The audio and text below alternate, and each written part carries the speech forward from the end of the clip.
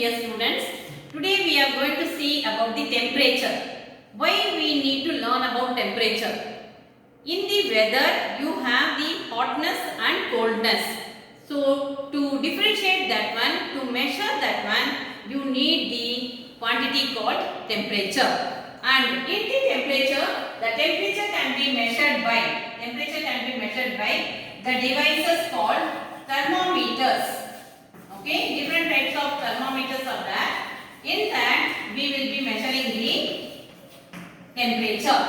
In measuring the temperature, the thermometers are used, and these thermometers will be used by the two different units.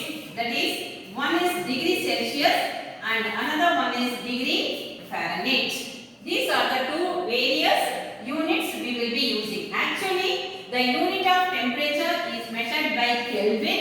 It is after the name of the scientist. You all know it should be written in small letter and it is denoted by the capital letter K. But in the thermometers, we will be measuring with the help of degree Celsius and degree Fahrenheit. Now we are moving to the how to convert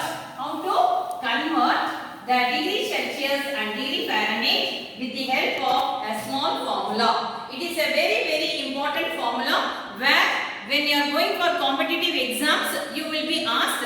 Even when you are going to the higher classes, you will be using this formula to calculate how to convert, that is degree Celsius into degree Fahrenheit, and same way degree Fahrenheit to degree Celsius. So all these two units conversion will be asked.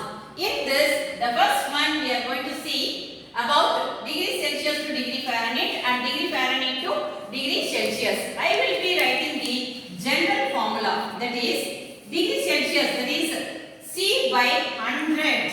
Okay, it is equal to F is the Fahrenheit, minus 32 divided by 180. This is your generalized formula to calculate. So C by 100, that is equal to F minus 32 divided by 180. And now you have to calculate degree Celsius separately and degree Fahrenheit separately. How to write that two formulas? The first formula which you are going to see, that is degree Celsius. C is equal to calculate degree Celsius, the temperature will be in degree Fahrenheit. So how you will be writing that formula? Listen carefully.